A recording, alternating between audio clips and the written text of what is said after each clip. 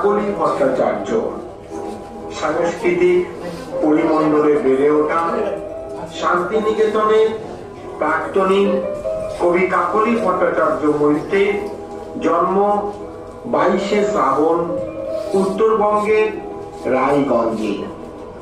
শাস্ত্রীয় ও রবীন্দ্র নৃত্যশিল্পী হিসাবেও পরিচিত। প্রকাশিত কাব্যগ্রন্থ এবং শ্রবণা। কবি আমি কাকলি ভট্টাচার্য।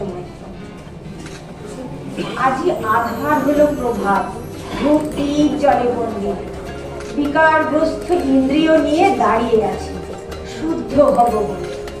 শঙ্খধ্বনি, কাসর ঘণ্টা, ধূপের ধোঁয়া, প্রসাদ ছালা, আমি শুধু দূরে মাগো, গায়ে আমার অছুত জ্বালা।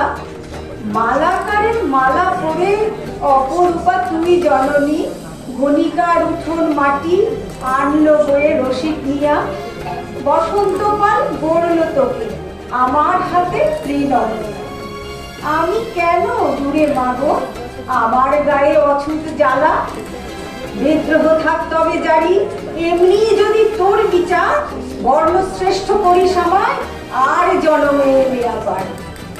আপন মনে সরল প্রাণে এই নমস্কার।